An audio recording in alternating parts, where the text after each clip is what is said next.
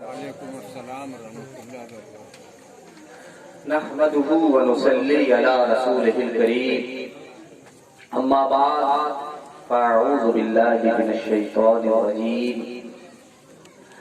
بسم الله الرحمن الرحيم لقد كان لكم في رسول الله اسوة حسنة وقال الله تبارك وتعالى إنا نحن نزلنا الذكر وإنا له لحافظون صدق الله مولانا العظيم وصدق رسوله النبي الأمين المكين الحنين الكريم الرؤوف الرحيم وعلى آله وصحبه أجمعين۔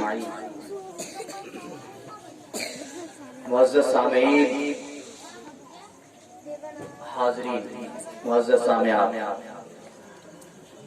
اور اسٹیج پر بیٹھے ہوئے جملہ اہل علم حضرات، اللہ رب العزت کا شکر ہے کہ آج کی محفل شادی کے موقع سے منعقد ہوئی اور فیضان بھائی کی جو بارات جانے والی اسی سے مناسبت رکھتے ہوئے اس محفل کا اہتمام کیا گیا۔ آج کا موضوع بھی تو وہی ہوگا، شادی میں رسومات، اور قرآن مجید میں اللہ تبارک و تعالی نے جا بجا مقام پر ہمیں یہ ارشاد فرمایا ہے کہ اپنی زندگی کو اللہ رسول کے تابع بناؤ، اللہ کی اطاعت کرو، اس کے رسول کی اطاعت کرو۔ تو آئیے ایک بار آواز پہ آواز ملاتے ہوئے میرے ساتھ درود شریف کے 4 سے یہ دعائیں پڑھیں۔ الصلاۃ والسلام علیک یا رسول اللہ، الصلاۃ والسلام علیک یا نبی اللہ، الصلاۃ والسلام علیک یا حبیب اللہ، وعلى آلك وأصحابك يا نور الله صلی اللہ تعالی علیہ وسلم۔ اللہ رب العزت نے قرآن عظیم میں ارشاد فرمایا لقد کان لکم فی رسول اللہ اسوۃ حسنہ، تمہارے لیے رسول کی زندگی میں بہترین نمونہ عمل۔ دنیا میں اگر کوئی پرفیکٹ پرسنالٹی ہو سکتی ہے جس کی پوری زندگی، چاہے وہ شادی کے معاملات ہوں، چاہے موت میت کے معاملات ہوں، یا گھریلو بزنس کے معاملات ہوں، میڈیکل کے معاملات ہوں، ساری چیزوں کی اگر آپ کو رہنمائی لینی ہے تو آئیے اللہ کے نبی صلی اللہ تعالی علیہ وسلم کی زندگی سے رہنمائی حاصل کریں۔ اللہ کے رسول صلی اللہ تعالی علیہ وسلم کی حیات مبارکہ کو جس ایسپیکٹ سے آپ دیکھیں گے، جس زاویے سے دیکھیں گے، آپ کو اللہ کے نبی صلی اللہ تعالی علیہ وسلم کی جو حیات مبارکہ ہے، جو زندگی مبارکہ ہے، آپ کو مکمل اور کامل ملے گی۔ قرآن مجید میں ایک جگہ اللہ کا ارشاد ہے اِنَّا نَحْنُ نَزَّلْنَا الذِّكْرَ وَإِنَّا لَهُ لَحَافِظُونَ۔ اللہ کا ارشاد ہے اللہ ہی نے قرآن مجید کو نازل فرمایا، قرآن مجید کا نازل کرنے والا اللہ ہی ہے، اور اس کی حفاظت کا بھی ذمہ اللہ نے اپنے ذمہ کرم پر لے رکھا ہے۔ لہذا اب کسی کو یہ مجال نہیں ہے، کسی کو یہ پاور نہیں ہے کہ وہ قرآن کی کچھ آیتوں کو نکالنے کی بات کہے کہ یہ آیتیں ہمیں اس چیز کی تعلیم دے رہی، جس کی ہمیں یہ آتم کو بڑھاوا دے رہی ہے، ہم 26 آیتوں کو نکالنے کی بات کریں گے۔ یہ 26 آیتوں کو نکالنے والی جو بات کرنے والے تھے، آج خود اس کی فیملی، اس کے بھائی، برادر، مدر، سارے لوگوں نے اس کو اپنی فیملی سے ہی خارج کر دیا۔ تم آئے تھے قرآن کی آیتوں کو نکال لے، یہ پاسبل نہیں ہے، that's impossible to change the verses of Quran۔ قرآن کی آیتوں میں کوئی چینجنگ نہیں ہو سکتی، یہ تو اللہ کے نبی صلی اللہ تعالی علیہ وسلم کے قلب اطہر پر 23 ایئرز میں نازل ہوا. لوح محفوظ سے آسمان دنیا پر ایک بار میں نازل ہوا. اللہ کے نبی بھی اس میں کوئی تبدیلی نہیں کر سکتے. یہ لفظوں سے کھڑے ہو گئے اور سپریم کورٹ میں یہ پٹیشن دائر کر رہے ہیں.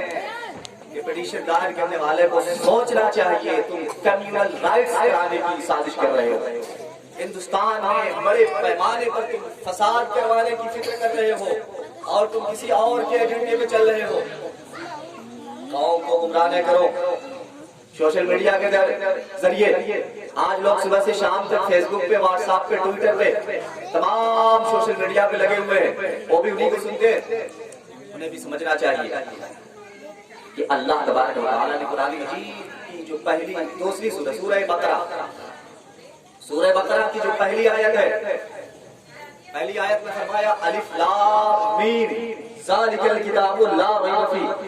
الف لام میم ذالک الکتاب، یہ وہ کتاب ہے جس میں کوئی شک و شبہ کی گنجائش نہیں ہے. تمام شکوک و شبہ سے کتاب بالا تر ہے. یہ ارشاد رب ذوالجلال پہلی آیت میں فرما رہا ہے. سورہ بقرہ کی پہلی آیت. آپ اندازہ لگائیں، ابھی آپ کے ہاتھ میں آئی فون نہ آیا ہو، ابھی آپ کے ہاتھ میں لیپ ٹاپ نہ آیا ہو، آپ کے ہاتھ میں ابھی بائک نہ آئی ہو، ابھی آپ کار نہ لیے ہو، ابھی آپ نے فائنانس نہیں کروایا کسی چیز پہ، کوئی سامان نہیں لیا ہے، اور پہلے ہی آپ سے کہہ دیا جائے کہ یہ سامان یا موبائل یا لیپ ٹاپ یا موٹر سائیکل یا فور ویلر ایسی ہے، اس میں یہ ہے وہ ہے. ارے بھائی پہلے تو ہم دیکھیں گے اس میں کیا میموری ہے، کیا ڈیٹا ہے، کتنا کیا ہے، کیسا کیسی کا انجن ہے، ساری چیز دیکھیں گے، اس کے بعد تو جانیں گے. اللہ نے کہا اپنی عقل کا گھوڑا دوڑانے والے بند کرو اپنی عقل کو. قرآن کو اگر صرف عقل سے سمجھو گے، جیسا کہ یہ سمجھنے آئے تھے یہ رضوی صاحب، تم نہیں سمجھ پاؤ گے. اور قرآن مجید تو اللہ کے انوار کی بارش ہے. سورہ بقرہ میں ارشاد ہے یضل بہ کثیرا ویہدی بہ کثیرا. قرآن مجید کو پڑھ کر کے بعض لوگ ہدایت حاصل کرتے ہیں، ہدایت کا راستہ حاصل کر لیتے ہیں، اور بعض لوگ اسی قرآن کو پڑھتے ہیں مگر وہ ہدایت کے راستے سے ہٹ کے کہاں چلے جاتے ہیں؟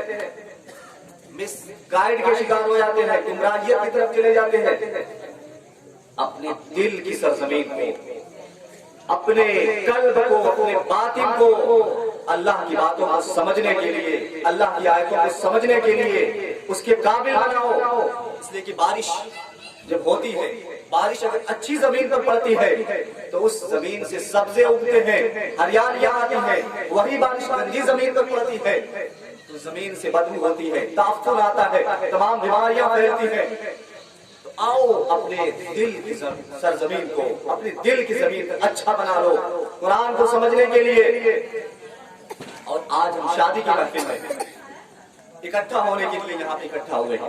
شادی کی محفل، نکاح وغیرہ کی محفل، شادی. آج ہمارے یہاں کتنی شادیاں ایسی ہوتی ہیں، کتنی بیٹیوں کو آج آنکھ کے نظر کر دیا گیا. کس کے لیے؟ جہیز کے لیے. کتنے بیٹوں کو یتیم بنا دیا گیا جہیز کے لیے. کتنی ماؤں کو بیوہ بنا دیا گیا جہیز کے لیے. آپ نے سنا ہوگا عائشہ خان ایک جہیز کے لیے انہیں تباہ کیا گیا.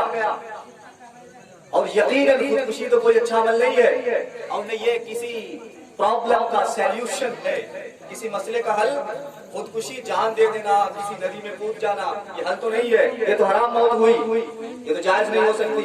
لیکن دیکھیے کہ سماج میں جہیز جیسی لعنتی چیز کیسے ہمارے سماج کو کھوکھلا کر رہی ہے، ہماری قوم کی مسلم بیٹیوں کو تباہ کر رہی ہے. تو آؤ شادیوں میں اس بات کا تہیہ کر لو، شادیوں میں اس بات کا عزم مصمم کر لو کہ ہم جہیز کی ڈیمانڈ نہیں کریں گے. آج کتنے لوگ ایسے ہیں شادی کی ساری ڈیٹ فکس ہو گئی، ہاں بھائی ہمارے بیٹے کو تو کچھ نہیں چاہیے، اب ایک ہفتہ باقی ہے، اب پہنچ گئے ابو جی، اب پہنچ گئی اماں جی، آج ہی ہمارے بیٹا کی خواہش ہے کہ ایک بلیٹ ہی مل جاتا، ایک کم سے کم اپاچی ہی مل جاتی 1.5 لاکھ روپے کی. یا تھوڑا سا اور صاحب حیثیت ہے تو ایک بولیرو مل جاتی, اسکارپیو مل جاتی.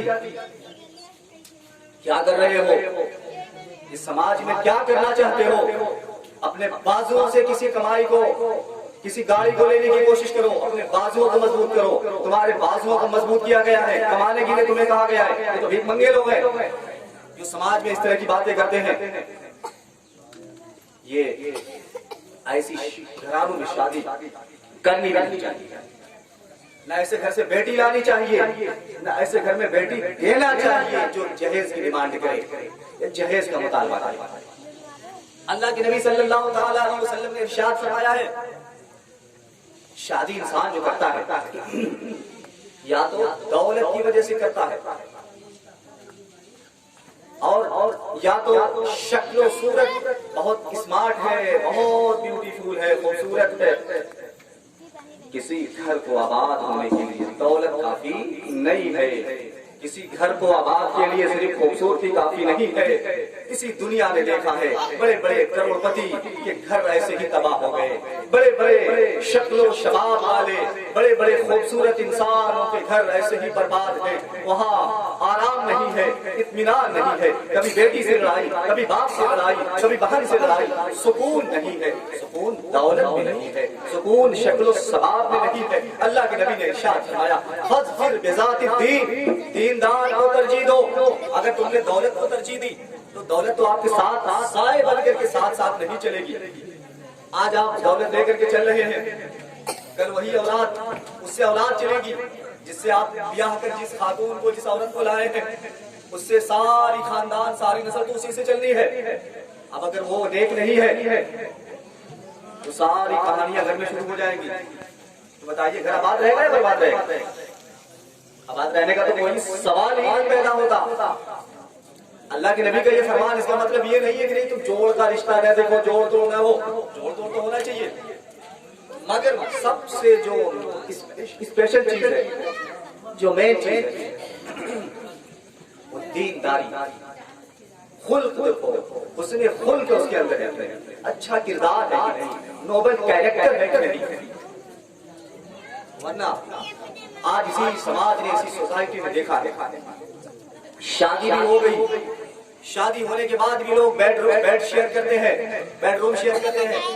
آج کی خواتین چونکہ سارا کیریکٹر تو بالکل غلاظت سے بھرا ہوا ہے, اب شادی بھی ہو گئی, نکاح بھی ہو گیا, چونکہ اپنی طبیعت میں, مزاج میں تو وہی گندگی بھری ہوئی ہے. اب اس میں اچھائی کہاں سے آئے گی؟ بھائی گلاب کا پھول ہو تو خوشبو دے, گلاب کا پھول ہی نہیں ہے, یہ کمل تو کچن میں ہی پھولتا ہے. تو اب تمام بچوں کی نسلیں, بچوں کا بھی اخلاق خراب ہو رہا ہے. لہذا اپنے گھر میں چاہے بہو لائیں, چاہے اپنے بیٹی کو کسی کے گھر دینے کی کوشش کریں اور نکاح کرنے کی کوشش کریں, دیندار. اور سب سے مین بات یہ کہ آج ہم سارا کچھ دیکھ لیتے, یہ نہیں دیکھتے کہ اہل سنت بھی ہے یا نہیں ہے, اولیاء کو ماننے والے بھی ہے یا نہیں ہے. حضور حافظ ملت رحمۃ اللہ علیہ کے دیار میں ہے, زیادہ کرسچین سے کوئی 10-12 کلومیٹر کا فاصلہ ہوتا نہیں, 9 کلومیٹر. تو حضور حافظ ملت رحمۃ اللہ علیہ نے پوری شدت کے ساتھ اس بات کو ترجیح دی, بخشش کے لیے ضروری ہے اہل سنت کے عقائد پر قائم رہا جائے. اگر آپ کی بیٹی, آپ کی بہو ایسی گھر کی ہے جنہیں اولیاء کے نام پہ نفرت ہے, جنہیں خواجہ اجمیری کے نام پہ نفرت ہے, جنہیں حضور حافظ ملت سے ہے,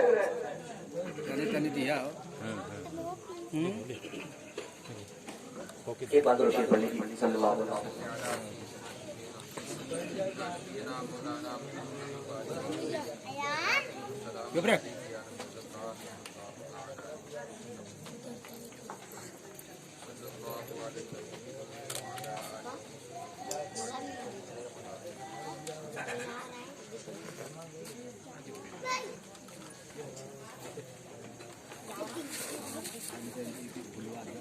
تو اللہ کے نبی صلی اللہ تعالی علیہ وسلم کا جو فرمان ہے, فرمان مصطفیٰ صلی اللہ تعالی علیہ وسلم کو اپنی زندگی میں ایک آئینے کی طرح لائے, جس طرح سے میت کے مسئلے آپ دریافت کرتے ہیں، شہر میں کس کا حصہ کتنا زیادہ ہے، سسٹر کا کتنا حصہ ہے، بھائی کا کتنا ہے، پراپرٹی میں کون اس کا کتنا حقدار ہے. ویسے شادی کے موقع پر بھی مسئلے دریافت کریں، اور مسئلے دریافت صرف نہ کریں بلکہ عمل بھی کرنے کی کوشش کریں. آج میں یہ بارہا چیز بولتا ہوں کہ ہمارے یہاں انگیجمنٹ جیسے ہوتا ہے، منگنی ہونے کے بعد کیا ہوتا ہے، ہلو ہلاؤ شروع، ادھر سے فون جاتا ہے، ادھر سے فون ریسیو ہوتا ہے، ادھر 8-9 بجے سے فون چالو تو پھر 3 بجے رات کو آف ہوتا ہے. ادھر نہ ماں باپ برا سمجھ رہے ہیں، ادھر نہ خود بھائی بہن برا سمجھ رہے ہیں. ارے بھائی، اگر آپ نے کسی زمین کو خریدا ہے اور ابھی بینامہ مکمل نہیں ہوا ہے، ابھی پیسے کا لین دین سب کچھ نہیں ہوا ہے، آپ ابھی بات ہی کر رہے ہیں، وہاں کسی جا کر کے باؤنڈری کروا دے، مکان بنانا شروع کر دے، تو کیا جس کی زمین ہے وہ آپ کو یہ اجازت دے گا؟ ابھی تو بات چل رہی تھی، ابھی بات چل رہی تھی اور تم نے ابھی سے مکان بنوانا شروع کر دیا. بھائی یہ چیز تو جائز نہیں ہے. تو ابھی جو آپ نے کانٹریکٹ جو منگنی کی ہے، جو شادی کا انگیجمنٹ ہوا ہے، بھائی شادی لگی ہے، رشتہ بنایا گیا ہے، اس سے فیوچر اسی سے شادی ہوگی. ابھی نکاح نہیں ہو گیا ہے، ابھی میاں بیوی کا رشتہ نہیں ہوا ہے. یہ جو بات ہوتی ہے نا بچے، جو ابھی شادی لگ گئی سیدھے موٹر سائیکل نکالتے ہیں، ہاں بھائی کہاں ہو، آ جاؤ، چلنا ہے یہاں شاپنگ سینٹر، ڈی مارٹ جانا ہے اور یہاں جانا ہے. بھائی آپ کی شریعت الگ ہے، آپ کا اسلام الگ ہے. یہ انتہا درجے کی یہ بدتمیزی کی بات ہے، اور یہ بہت بڑی بے حیائی ہے. اور جس سماج سے، جس سوسائٹی سے حیا کا کلچر مردہ ہو جائے گا، اس سماج میں کبھی اچھائی نہیں آ سکتی. اللہ کے نبی نے ارشاد فرمایا، الحیاء لا یأتی الا بخیر. حیا، شائنس، یہ انسان کے اندر اچھائی پیدا کرتی ہے. جو حیادار انسان ہوتا ہے کم سے کم گناہ سے بچتا رہتا ہے. ہاں بھائی بچے تھوڑا سا شور شرابہ کم کریے، آپ لوگ سننے کی کوشش کریے یا چپ چاپ جا کے سو جائیے، نہ ڈسٹرب نہ کریں. لہذا آپ جب بھی آپ کی بیٹی کا، بہن کا، سسٹر کا انگیجمنٹ ہو، آپ وہیں سے ایگریمنٹ کروائیے کہ میری بات نہیں چلے گی. یہ عزت اللہ دینے والا ہے، عزت و ذلت کا مالک وہی ہے. اگر آپ کی شادی وہاں سے کٹ جائے گی، نہیں شادی جہاں لگی تھی اب کہیں اور لگانے میں پریشانی نہیں ہوگی. اور آپ جب گناہ سے بچتے رہیں گے تو اللہ نے گناہ سے بچتے رکھنے کی برکت سے آپ کا وہ جو رشتہ ہوگا انشاءاللہ بڑی برکت ہوگی اس رشتے میں. لہذا اس بات پہ آج 12 لوگوں سے کہا جاتا ہے کہ جیسے آپ اتنے خرچ کرتے ہیں پیسے میں شادیوں میں، اتنے مرغ مسلے اور تمام چیزیں جو بنواتے ہیں، لاکھ روپے خرچے ہوتے ہیں، لیکن جب مہر کی بات آتی ہے تو بھائی کم سے کم بتائیے. بھائی کم سے کم شادی بھی ہو سکتی تھی، 4 10 15 20 آتے، نکاح ہو جاتا، شادی ہو جاتی. یہاں سے کم والا نہیں پوچھ رہے ہیں. کیوں؟ ابھی ہماری سماج سے ناک تو کٹ جائے گی. بھائی وہی بتائیے جو پورے علاقے میں ہمارا نام روشن کر دے. یہ 65 بھی بنے گا، انگارہ بھی بنے گا، یہ بھی بنے گا، فرائی بھی بنے گا، مٹن بھی بنے گا، سارا کچھ بنے گا. لیکن مہر میں وہی بتائیے بھائی جو کم سے کم ہو، جو 3000 ہو، 3.5 ہو، 4 ہو، 5 ہو. ارے بھائی جو چیز اللہ اور رسول نے جس کی اہمیت کو واضح کیا ہے، جس کی اہمیت کو بتایا ہے، اس کی اہمیت کیوں گھٹا رہے ہو؟ اس کی امپورٹینس کو کیوں گھٹا رہے ہو؟ لہذا جو شادی میں آپ پیسہ خرچ کر رہے ہو کم سے کم اسی کا 5% تو نکال لو. اگر شادی میں 5 لاکھ خرچ کر رہے ہو تو 10% ہوتا ہے 50,000، 5% ہوگا 25,000. تو کم سے کم 25,000، 20,000، 15,000 تو مہر ہونی چاہیے. اگر شادی میں اتنا لمبا خرچہ ہے، کم خرچہ ہے تو 11,000 رکھ دیجیے. لہذا اس کی اہمیت کو سمجھنا چاہیے. اچھا مہر بھی رکھنے کے بعد بعض لوگ ایسے ہیں کہ چلو مہر تو فکس ہو گئی، اب جب موت ہوئی تو موت کے بعد سیدھے لے جاؤ بھائی مسجد میں دے دو. یہ مہر کتنا؟ 500، 100، 200، 1,000. ارے بھائی مہر کی رقم وہ رقم ہے جس کو پیسہ فوراً دے دینا چاہیے. اگر چلو فی الحال نہیں ہے تو آپ کے پاس جب بھی ہے، لیکن دے دینا چاہیے جلد سے جلد. ایسا نہیں کرنا چاہیے کہ چلو ڈیلے کرتے رہے حتیٰ کہ موت واقع ہو جائے. ایسا نہیں کرنا چاہیے. اچھا شادیوں میں اتنے کھانے کی جو بربادی ہوتی ہے، ایک ریسرچ کے مطابق ہماری شادیوں میں جو کھانے برباد ہوتے ہیں وہ سارے کھانوں کو ہماری جو یہ ایونٹس ہوتے ہیں، جو فنکشن، جو تقریبیں ہوتی ہیں، ہماری جو محفلیں ہوتی ہیں، عقیقہ کی، شادی کی، دستار بندی کی، منگنی کی، ساری محفلوں میں جو کھانے برباد ہوتے ہیں، اگر ان کھانوں کو اکٹھا کیا جائے تو چھوٹے چھوٹے کئی ملک چل سکتے ہیں ان کھانوں سے. اندازہ لگائیں کتنے کھانے برباد ہو رہے ہیں. بھائی جتنا کھانا کھانا ہے اتنا کھایا جائے. اور شادی کی محفلوں میں یاد رکھنا چاہیے جس شادی کی محفل میں محلے کا پردھان تو ہو، محلے کے ودھایک تو ہو، چیئر پرسن تو ہو، بڑے بڑے عمرا تو ہو، مگر غریب کو یہ سوچ کے اگنور کر دیا گیا کہ بھائی وہ تو غریب ہے، ایسی شادی میں کبھی برکت نہیں ہو سکتی. اللہ کے نبی نے ایسی شادی میں جانے سے منع بھی فرمایا ہے. جس عامر میں صرف جس شادی میں صرف عمرہ ہو، اہل ثروت ہو، مالدار لوگ ہو، غریبوں کو نظر انداز کر دیا گیا ہو، ایسی شادی میں جانے کی کوشش نہ کرو. ایسی شادی باعث خیر و برکت نہیں ہو سکتی. لہذا اپنی شادیوں میں سب سے پہلے آپ غریبوں کو تلاش کریں. اور جیسے میں ایک بات اور بولتا ہوں، جیسے آپ بہت سی محفلوں پہ چلو چہلوں ہے، برسی ہے، کس کو ڈھونڈتے ہیں؟ چلو بھائی سرکار کو سے بلا لو یا اور کہیں سے حفاظ کو بلا لو. تو آپ نے میت کی محفل میں تو بلا لیا، شادی کی محفل میں بلایا بھائی وہ حفاظ جن کے سینوں میں اللہ نے قرآن جیسی عظیم دولت عطا فرمائی ہے. دنیا کے سارے لائر، سارے جسٹس، سارے MBBS، سارے بڑے بڑے انجینئرز ایک طرف ہو جائے، ایک حافظ قرآن کو ایک سائڈ میں رکھا جائے، کیا کوئی برابری ہو سکتی ہے؟ کوئی برابری تو ہو ہی نہیں سکتی. تو آپ نے حفاظ کو صرف وہی کھانا کھلا رہے ہیں. چلو قرآن کھانے میں آ گئے، کھا لیا کھانا، باقی سائڈ میں لگا دیا. ایسا نہیں کرنا چاہیے. اور شادیوں میں بھائی خطبہ میں جو پڑھا جاتا ہے النکاح من سنتی فمن رغب عن سنتی فلیس منی. نکاح اللہ کے نبی کی سنت کریمہ میں سے ہے. جس نے سنت مصطفیٰ سے اعراض کیا، پھیر لیا، روگردانی کی، وہ اللہ کے رسول کے طریقے میں سے نہیں ہے. تو لہذا ہماری کوشش یہ ہونی چاہیے کہ ہم اس طرح کی محفلوں میں بھی ان الفاظ کو بلائیں، کم سے کم انہیں سے اسٹارٹ کروائیں تاکہ ہماری شادی کی جو محفل ہو برکت والی ہو جائے. اچھا ایک چیز اور